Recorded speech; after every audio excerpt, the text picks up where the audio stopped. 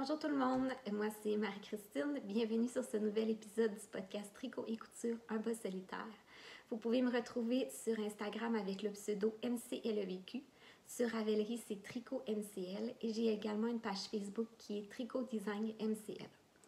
J'espère que vous allez tous très bien, que vous passez un joyeux temps des fêtes jusqu'à maintenant, malgré le contexte un petit peu particulier de cette année.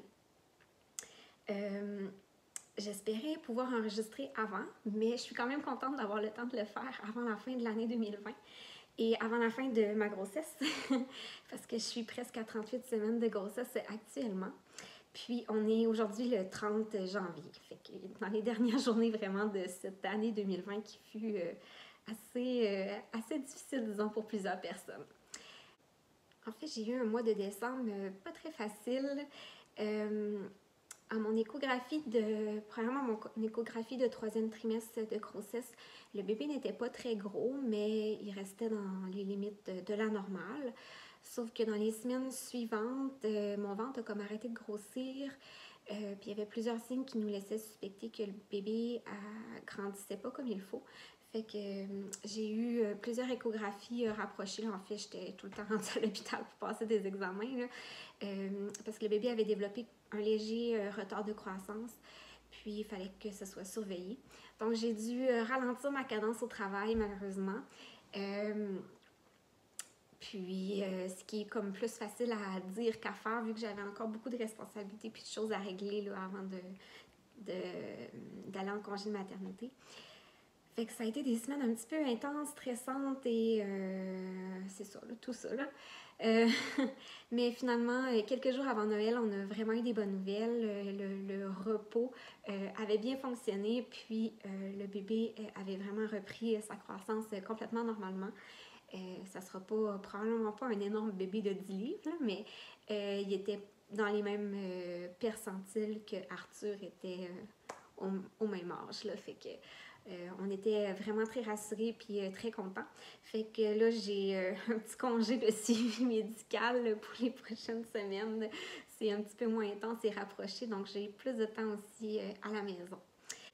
Et aussi, autre aventure du mois de décembre, c'est que j'ai reçu un peu en retard, en fait, le livre Botanique, qui est mon dernier recueil de patrons de tricot que j'attendais pour le début décembre, mais finalement, je l'ai seulement reçu dans la deuxième moitié du mois de décembre. L'impression a été plus longue. La raison pour ça, c'est juste parce qu'on avait estimé les délais d'impression à partir d'un certain nombre qu'on pensait imprimer, là, environ, l'approximatif. En me basant sur les ventes que j'avais faites les années précédentes de mes autres recueils, mais vraiment, je vous en remercie parce que la réponse fut au-delà de mes espérances. Je me suis retrouvée à faire imprimer plus du double que la quantité que je pensais faire imprimer au départ. Fait que c'est sûr qu'en imprimant plus de livres, ça prend un petit peu plus de temps. Fait que c'est vraiment pas quelque chose qu'on avait prévu du tout qui allait arriver. Mais c'est comme un beau problème pour moi, mais je suis un peu désolée pour toutes les gens qui pensaient le recevoir avant. Mais finalement, ça a été un petit peu plus long. Mais finalement, en fait, toutes les copies ont été envoyées. Fait que là, je suis un petit peu en vacances parce que j'ai travaillé presque à temps plein là-dessus depuis la dernière semaine et demie là, pour faire les nombreux envois. Fait que je vous en remercie. Je ne vais pas m'éterniser plus que ça là-dessus parce que je vous ai déjà toutes présenté les patrons dans des épisodes précédents. Mais je voulais juste vous montrer la magnifique couverture qui est en fait l'œuvre de Catherine Pelletier, qui est une illustratrice de la ville de Québec que j'adore, qui fait de magnifiques aquarelles. Fait que ça, c'est son œuvre. C'est une petite collaboration, un projet qu'on a travaillé ensemble dans la dernière année, puis que j'avais bien hâte de vous dévoiler la surprise. Puis, j'en reçois beaucoup de messages de personnes qui ont raté les précommandes puis qui voudraient en recommander. En fait, moi, j'avais prévu, j'en avais commandé une petite quantité supplémentaire que ce que j'avais vendu dans les précommandes pour pouvoir en revendre après les fêtes. Sauf que finalement, j'ai tout écoulé, ce stock-là. Fait que je vais refaire des précommandes au courant du mois de janvier pour les gens qui ont raté la première précommande. Fait que vous n'aurez pas besoin de de mettre votre cadran pour commander un livre à l'heure exacte que je les mets en ligne, là. Ce qui est toujours un peu stressant là, quand il y a une quantité limitée et qu'on veut absolument acheter quelque chose. Fait que ça va vraiment être des précommandes que je vais ouvrir pour probablement quelques jours ou mettons une semaine au mois de janvier. Puis je devrais recevoir les livres environ un mois après là, parce que ça va être des moins grosses quantités probablement à ce moment-là. Fait que je vous tiendrai au courant sur mes réseaux sociaux. Fait que c'est tout ce que j'avais à dire aujourd'hui là-dessus. Je veux vraiment pas m'éterniser et que ça devienne un infopub. Je veux justement vous mettre au courant. Puis, fait qu'on va commencer tout de suite. En fait, j'ai un épisode 100% tricot aujourd'hui. J'ai fait quand même de la couture. Je vous avais dit que je voulais me coudre un manteau la dernière fois. Je l'ai cousu. C'est juste que, puisqu'il ne ferme pas, j'ai pas encore posé les boutons. J'attends d'avoir perdu le petit bedon de 38 semaines avant de les poser. Puis, pouvoir vraiment vous le montrer là, dans toute sa splendeur. Mais je suis vraiment très contente et très excitée de vous montrer ce projet-là. Puis, autre chose aussi, je me suis cousu une jupe que je pensais peut-être mettre à Noël, mais comme ce fut un Noël à la maison, je ne l'ai pas mis, puis j'ai pas fait l'ourlet dans le bas, fait que je vais attendre ça aussi de vous la montrer un petit peu plus tard. Fait que c'est ça, fait que la couture, ça va être remis à la prochaine fois, même si j'en ai fait un peu, mais on va se concentrer aujourd'hui sur le tricot. Fait que mon premier objet terminé, c'est le cardigan que je porte, qui est le Clotilde cardigan de Pernille Larsen, qui est la designer de Knitting for Olive. C'est un patron que j'ai grandement modifié. Je l'avais commencé, je crois, au dernier épisode. Ça s'est tricoté vraiment très rapidement, là.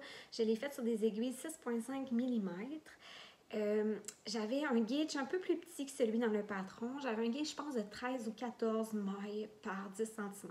Fait que c'était un gauge quand même de bulky, mais je l'ai fait dans une laine de pois worsted ou hareng, là, qui est la laine des brebis du Beau Rivage. C'est pas une couleur qu'on peut acheter cette année, mais la même base peut être achetée cette année là, sur leur site internet. C'est une laine qui est très abordable. Moi, j'ai utilisé, j'avais 4 écheveaux. Je pense que j'en ai seulement utilisé 2,5 pour faire tout mon chandail. Fait que disons 3 écheveaux pour faire une veste. Là, comme c'est tricoté très, très lâche, mais la laine, elle gonfle tellement, puis est tellement... c'est une laine rustique, fait qu'on peut vraiment la tricoter sur des très, très grosses aiguilles. C'est pas une laine que je pense que ça serait bien de tricoter sur des 4 ou des 4,5. Il faut vraiment que ça soit tricoté sur des grosses aiguilles, sinon le tricot va comme être trop stiff puis va trop se tenir. La dernière fois, je vous avais dit que c'était pas pour tout le monde, que c'était quand même... que ça piquait quand même un peu, mais au blocage, ça s'est tellement... en tout cas, ça s'est tellement adouci, là. C'est sûr que c'est sec, mais je peux pas dire que c'est une laine qui pique terriblement. Je suis vraiment, vraiment contente du résultat là, après blocage. C'est vraiment très confortable. C'est extrêmement léger là, parce qu'on se retrouve avec un gros chandail chaud, mais léger. On dirait que ça régularise merveilleusement la température du corps. Là. On n'a jamais comme trop chaud, mais on n'a jamais froid. Fait que c'est extrêmement agréable à porter.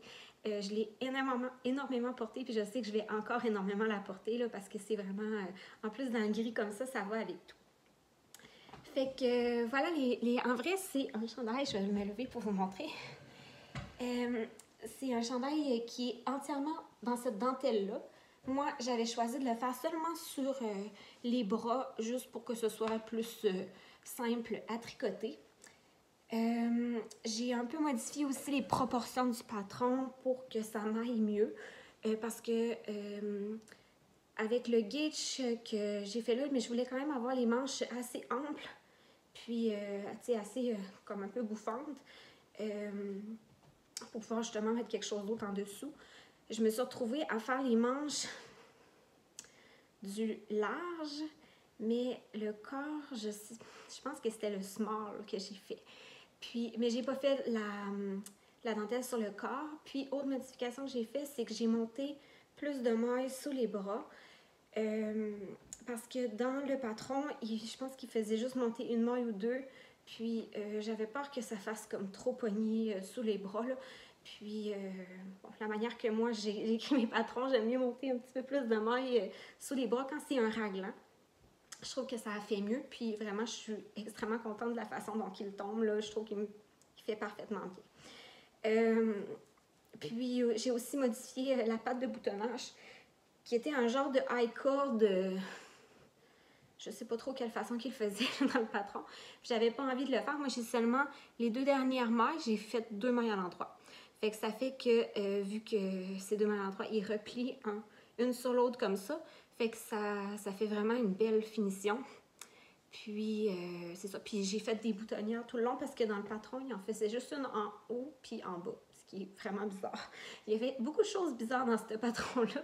Je vous dirais, c'est pas un patron qu'on vous tient par la main puis qu'on est super bien accompagné.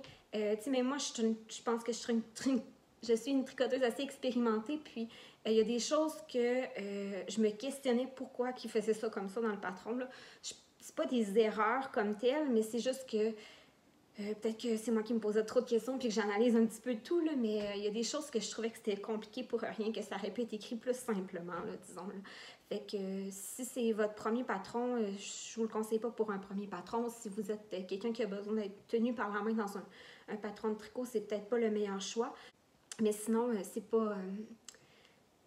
pas trop compliqué, puis je pense pas qu'il y ait d'erreurs comme telle dans le patron. Il y a des grilles pour chaque section qui sont très claires et faciles à suivre. Fait que c'est ça. Mais c'est juste qu'on n'est pas, comme je vous dis, tenu par la main là, dans toutes les explications. Vraiment, vraiment contente de ce projet. Ensuite, j'ai terminé un autre chandail gris. Vous allez vraiment me trouver plate, c'est la vie. Hein? J'ai un petit peu de couleur qui s'en vient par après, mais pas beaucoup. En fait, c'est mon chandail que j'avais sur les aiguilles la dernière fois. J'ai pas encore trouvé de nom. En fait, j'en avais trouvé un, puis je l'ai oublié. Fait juste que je me souvienne, c'est comment je voulais l'appeler. J'ai plus de cerveau ces temps-ci, là, je vous dis, là, c'est le cerveau de fin de grossesse, là. Je l'ai terminé, mais je pensais le bloquer, mais finalement, je vais attendre de pouvoir l'essayer sans bédaine avant de le bloquer pour vraiment faire sûr que la longueur est bonne, voir être certaine que j'ai pas besoin de l'allonger ou quoi que ce soit, là, vu que présentement, avec le ventre, on peut pas vraiment dire si la longueur est correcte. Je me suis basée sur mes autres chandails, mais des fois quand même avec le tombé, la laine, tout ça, on aime mieux soit le rallonger ou le raccourcir un peu. Puis comme c'est tricoté avec du mohair, entre autres, si c'est bloqué, puis j'essaie de défaire ça, ça va être catastrophique. Là. Déjà que là, ça serait catastrophique à faire. Je préfère attendre de le bloquer un petit peu plus tard. Mais vous allez quand même avoir vraiment une bonne idée. Fait que ça, c'est une de mes créations. En fait, c'est un patron que je vais essayer d'écrire avant d'accoucher si le bébé revient à sa date. Fait que c'est ça, c'est un top-down avec un empiècement vraiment en rond, des augmentations là, sur des rangs différents comme ça qui font vraiment un empiècement en rond tout simple qui donne un look très minimaliste. Puis, je vous l'avais expliqué un peu l'autre fois, mon concept, c'était de faire comme une espèce de chandail vraiment de base, là, comme ça, mais avec comme si on portait en dessous une petite blouse en mohair. Fait que le corps ici est tricoté avec un brin de fingering puis un brin de mohair. J'ai utilisé le mohair Pearl Grey de Knitting for Olive. Puis, la laine grise, c'est la laine de Air de Lune qui est sa couleur non teinte du fil BFL et Gotland, qui est le même fil que j'avais utilisé pour mon pull Syrah, puis je vous avais dit que c'était un de mes fils préférés à tricoter, puis ben, c'est encore le cas. Puis en plus, doubler avec du mohair comme ça, c'est vraiment un rendu... c'est vraiment merveilleux, là. Puis, les détails du col, et j'ai fait la même chose au niveau des manches. La partie ici, c'est tricoté avec 2 brins du mohair, alors que ici, tout le reste du corps, c'est un de fingering et un de mohair. Fait que je vais me lever pour que vous puissiez le voir au complet. Et comme je vous dis, là, il n'est pas bloqué, là. Mais j'ai vraiment hâte de pouvoir le porter. Donc, voilà pour le deuxième chandail gris. Là, je me suis dit que j'avais pas le droit de faire d'autres chandails gris avant plusieurs mois. OK, fait que je vais me forcer pour faire d'autres couleurs. Ensuite, j'ai fait des tucs. J'ai fait des tucs hipster hat de petite knit pour toute la famille, sauf mon mari, parce que lui, il aime pas ça, les choses en laine. Fait que je lui tricote jamais rien, là. Il dit que ça lui pique. Fait que la première, ça, c'est la mienne. L'autre fois, je l'avais commencé, puis finalement, je l'avais dit, je voulais la détricoter. Là. Je l'ai tricotée avec 2 brins de la Héritage Fine de Lézard Textile du Témiscouata.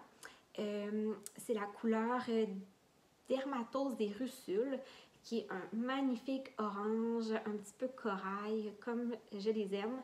Je vous disais que j'aime pas vraiment les oranges dans la vie, mais ces oranges-là, je sais pas, je suis vraiment attirée, puis je trouve que pour une tuque, ça donne un petit look de tuque de chasse, puis ça fait super beau. Puis ça va être super beau avec mon manteau que je me suis cousu, que je vais vous montrer la prochaine fois. Fait que je vais l'essayer pour vous montrer. Je suis vraiment contente du fit de cette tuque-là. À cause des côtes, là, ça tient vraiment bien sur la tête, ça sent vraiment bien. Je l'ai faite un petit peu plus courte. J'ai fait la taille small femme. Je l'ai faite un petit peu plus courte parce que j'ai vraiment pas une grosse tête. En fait, moi, j'étais entre... il y a comme 2 tailles enfants, 2 tailles adultes. Mon tour de tête était comme entre la plus grande taille enfant puis la plus petite taille adulte. Mais les 2 tailles enfants, ils montent le même nombre de mailles, puis les 2 tailles adultes montent le même nombre de mailles. C'est juste la profondeur de la tuque qui change, en fait, là. Fait que c'est ça. Fait que je suis vraiment, vraiment contente. Je ne l'ai pas bloqué, mais tu sais, une tuque, quand c'est juste pour moi, que c'est pas pour offrir un cadeau, une fois qu'on l'a sur la tête, ça fait un peu l'effet d'un blocage. Puis, bon, à force de la porter, elle va finir par... ben, elle est déjà correcte, là, fait que c'est ça. Ensuite, la deuxième que j'ai tricotée, c'est une pour Arthur.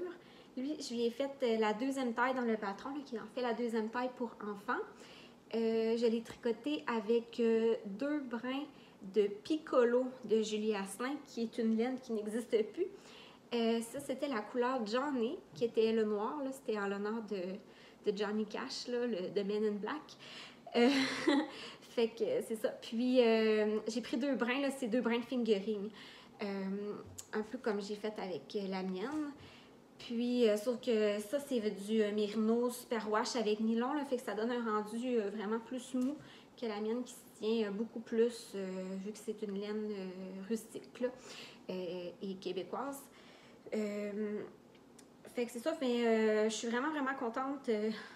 Ça lui fait vraiment bien, ça tient bien sur la tête. Je trouve que c'est dur de trouver une tuque pour un enfant qui tient bien sur la tête quand il n'y a pas de cordon sur le cou, mais Arthur, tout ce qui a des cordons, il tolère vraiment pas ça.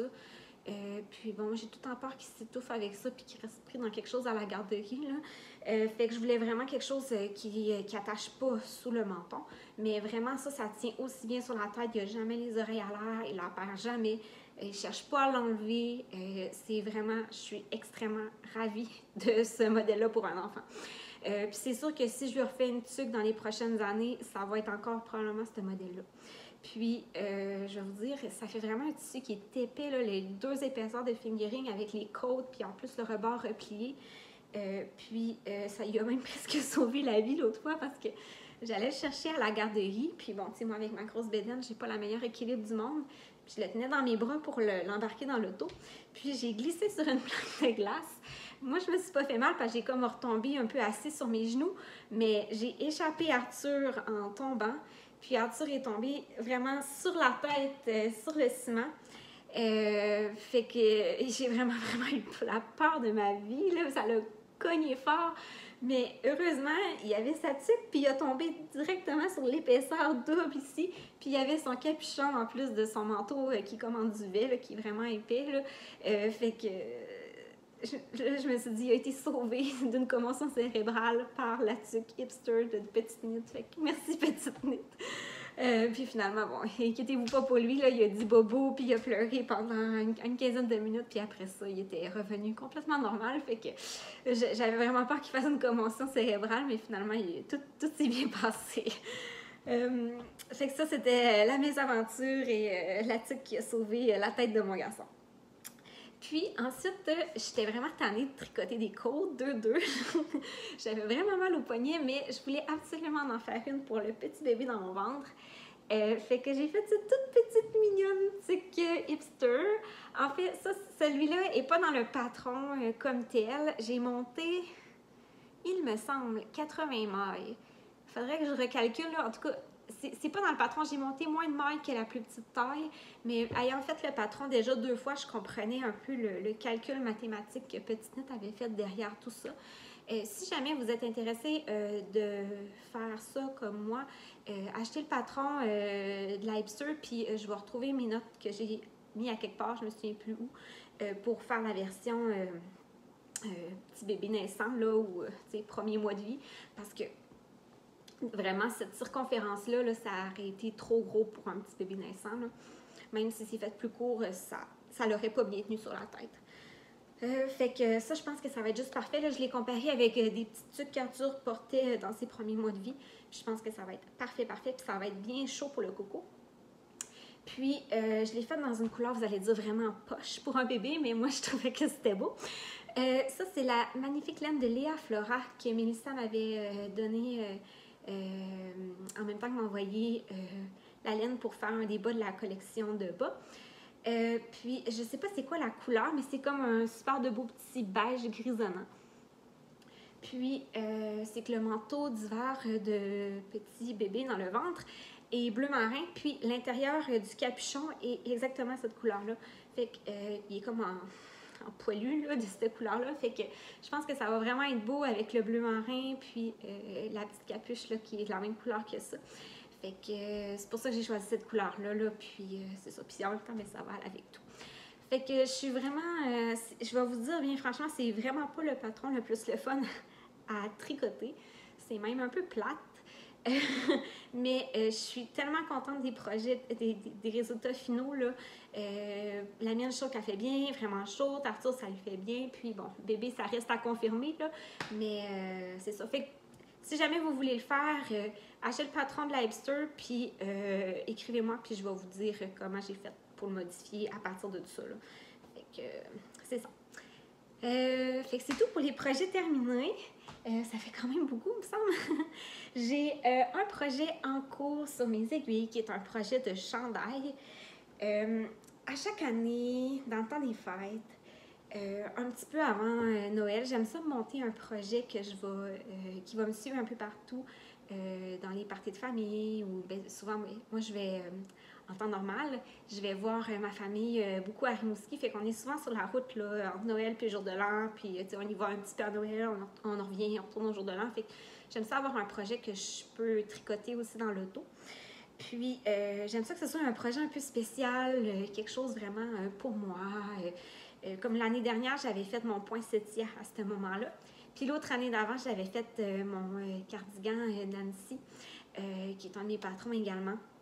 Puis j'ai toujours des beaux souvenirs associés à ces tricots-là, fait que on dirait depuis les dernières années, j'essaie de vraiment monter quelque chose, genre pour moi, un projet sans pression.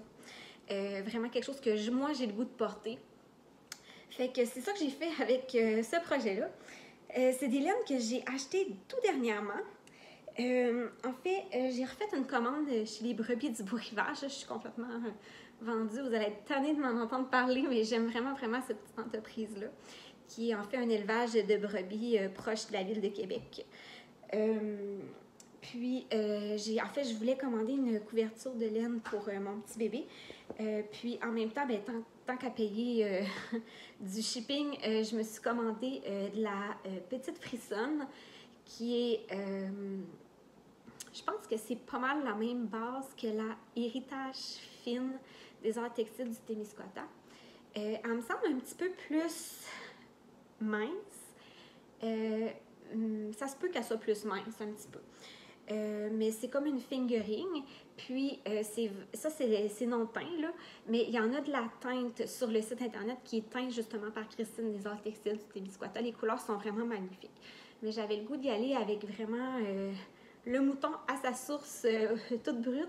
Puis, comme je vous dis, c'était vraiment pas cher. C'est pour 200 grammes, donc 800 mètres. C'était 16 $. Puis c'est un énorme écheveau, là, c'est gros comme un bébé. J'avais l'impression d'avoir un petit bébé dans mes bras. Puis c'est ça, ça c'est en fait la moitié du gros écheveau. Fait qu'avec un écheveau à 16$, si je le doublais avec du mohair ou avec un autre fil, j'en avais assez pour me faire un chandail. Fait que c'est pour ça que je l'avais commandé. Puis ça fait longtemps que j'avais le goût de me faire un chandail crème ou écru. Fait que je me suis dit, en le mixant avec soit un mohair ou quelque chose d'autre, pour venir un peu diminuer le... Ça, c'est le mouton naturel, là, fait que souvent, il y a tout le temps un petit peu de jaune dedans, là, c'est normal, c'est la couleur du mouton. Fait qu'en venant le mixer avec quelque chose d'autre, je viendrais atténuer un peu ce jaune-là. Fait que c'était ça mon but. Puis, mais dans ma tête, c'était comme un projet à long terme. Je le commandais juste vu que je faisais une commande. Mais quelques jours après que j'avais commandé ça, Mélissa de Léa Fera a fait un update sur son site internet. Puis ça faisait longtemps que je voulais essayer son suri. Fait que j'ai commandé une quantité pour aller avec de suri, qui est vraiment une magnifique couleur. Là, vous le verrez pas super bien vu que c'est la petite boule qui me reste là. En fait, j'ai un autre écheveau là en bas, j'aurais dû aller le chercher.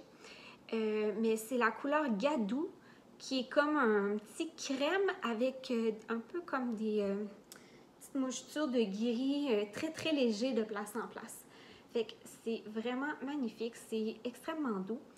Puis du suri, j'en ai déjà tricoté simple pour me faire un chandail. Puis j'aimais beaucoup le rendu au début, mais plus que je porte mon chandail, plus qu'il s'étire, plus qu'il se déforme. Les côtes dans le bas sont complètement étirées au point que je le porte jamais. Je le rentre toujours dans mes pantalons parce que c'est vraiment pas beau là, le bas du chandail là, à la longue. Puis même si je le relave, ça reste comme mou et sans forme. Fait que je trouve qu'il est beau si je le rentre dans mes pantalons, mais je peux pas le porter autrement que ça. Là. Je trouve que ça a vraiment l'air d'un vieux chandail négligé. Fait que j'étais pas super fan du suri tout seul, voir comment ça vieillit dans le temps. Le tissu reste vraiment beau, c'est juste que ça n'a pas de tenue, c'est vraiment mou, c'est extrêmement doux. Je peux pas dire que ça bouloche non plus. Là, le tissu est vraiment resté beau, comme je vous dis, mais c'est juste que ça se tient pas. Puis moi, j'aime les choses qui se tiennent et qui gardent leur forme. Là, fait que c'est vraiment pas quelque chose que je voulais refaire, tricoter un brin de suri seul. Mais je voulais, ça faisait longtemps que je voulais essayer de le doubler avec un autre fil, un peu à la façon d'un mohair qu'on doublerait avec quelque chose d'autre. Puis, c'est justement, je vois, c'est Mélina du podcast Mélina Tricot qui m'a beaucoup donné cette idée-là parce qu'elle faisait souvent des projets cette année avec un fingering puis un suri. Puis à chaque fois, je lui disais, faut que j'essaye ça, ça a l'air vraiment le fun. Puis elle me disait, c'est vraiment mon coup de cœur de l'année 2020, cette combinaison de fils-là. Fait que disons que j'étais vraiment, vraiment contente de l'essayer et je suis ravie par le rendu. Je vais vous montrer ça, ce que ça donne. Ça donne quelque chose de un petit peu plus texturé qu'un chandail tricoté avec un fingering puis un mohair. Mais ça donne le même beau drapé. On voit la soie aussi qu'il y a dans le suri, parce que ça c'est suri et soie. Fait que vraiment, puis ça vient vraiment enlever la couleur jaunasse, là. Tu sais, ça c'est le... On voit que ça vient vraiment l'adoucir. Fait que j'aime beaucoup la couleur que j'ai au final. Fait que, bon, là, il est tout croche, mon chandail, là, il est pas bloqué, puis il est sur les aiguilles, mais bon, je vais quand même vous le montrer. En fait, c'est la même dentelle qu'il y a dans le haut. Je vous montre un peu. Ah, là, on voit bien. C'est la même dentelle qu'il y a dans le haut de mes chaussettes baie sauvage, qui est des chaussettes que j'ai dans ma dernière collection de bas. Puis, je l'aimais vraiment beaucoup, cette dentelle-là. Puis, je me disais qu'il fallait que je la réutilise à quelque part. Fait que j'ai pensé la mettre dans le bas d'un chandail. Puis là, j'ai beaucoup hésité à faire ça parce que je trouvais qu'il y avait beaucoup de patrons de chandails, surtout des chandails d'été, par exemple, qui avaient une genre de petite dentelle dans le bas, un peu comme le Tegna là, de Kathleen Hunter, qui est super beau puis qu'on a vu vraiment beaucoup. Je voulais pas que ça fasse trop comme ça, mais en même temps, ma vision finale du chandail, c'était vraiment un chandail d'hiver avec un gros col montant puis des manches ballons, puis c'était pas du tout comme le Tegna, fait que bon, je me suis dit, au pire, les gens l'aimeront pas, c'est pas grave, moi je l'aime. Fait que c'est ça que j'avais envie de faire. Puis je trouve que vraiment la dentelle tricotée sur un plus gros fil, en fait sur des plus grosses aiguilles, vient vraiment donner tout un autre look que sur les bas. Fait que je suis bien contente de ce que ça donne. Fait que là, j'ai terminé le corps. En fait, c'est un chandail qui se part du bas. Parce qu'on n'a comme pas le choix si on veut avoir le petit feston là, que la dentelle va créer dans le bas. C'est sûr que ça va être mieux là, après le blocage. Il faut absolument que ça soit parti dans le bas.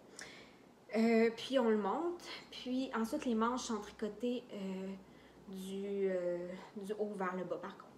Puis c'est un col montant là, qui est double en côte torse.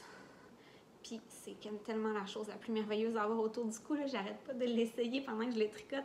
Je peux pas le descendre de toute ma bédaine, mais je peux essayer le haut puis le col. Puis c'est tellement le mélange de la laine avec le suivi, c'est tellement squishy puis doux. Puis en tout cas, j'adore, j'ai vraiment hâte de pouvoir le porter. Puis, attendez, ça c'est devant là. Puis ben, c'est ça, c'est les manches là. C'est une épaule tombante. Puis c'est des manches un peu bouffante. J'ai fait, là on verra pas bien là, mais il y a comme des petites, un peu comme, j'ai fait la même chose que sur mon pull Syrah. Il y a comme un petit peu de France là, ici là, une fois qu'on a l'épaule tombante, au moment que la manche commence, j'ai fait des augmentations ici pour donner un petit peu plus de volume. Je trouve que ça fait vraiment quelque chose de féminin, puis ça vient donner, ça vient casser un peu le carré d'un chandail avec des manches tombantes là. Fait que c'est ça. Fait que ça avance super vite.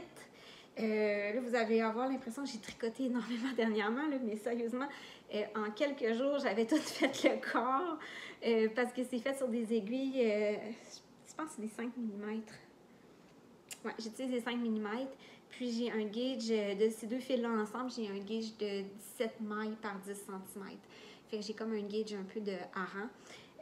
Pour une fingering et en fait c'est comme deux fingerings là, parce que du suri c'est plus comme la fingering que du lace, c'est plus gros qu'un mohair. Fait que mais je pense qu'on pourrait avoir le même gauge avec un fingering puis un mohair aussi là, mais voilà, je suis vraiment contente, c'est vraiment un projet bonbon que j'adore tricoter. Puis on va peut-être voir un peu là, pas tant, on voit un peu les petites variations qu'il y a dans la teinture du suri, là, comme je vous disais, avec les petites mouchetures de gris là, à la caméra, peut-être ouais, un petit peu. On en voit de place en place, ça vient le rendre un peu moins uni, mais ça reste que c'est un chandail uni. Là, c'est pas des gros speckles, c'est juste un petit peu de variation. Là. Je trouve que ça fait vraiment beau. Fait que je suis vraiment contente de ça, qui en fait des laines que j'ai reçues puis que j'ai monté tout ça sur mes aiguilles. C'est rare que ça arrive, habituellement ça passe quelques temps dans mon stash, mais vraiment ces deux fils-là, ça m'a vraiment... Dès que je les ai vus, j'ai eu le goût de les monter, là, fait que c'est ça pour le tricot. Puis, en fait, c'est ça tout court, vu que j'ai pas de couture pour aujourd'hui. Je voulais parler un petit peu de la boîte de bas 2020. Je vous ai déjà montré la mienne, je veux pas vous la remontrer encore, ça serait un petit peu abusif.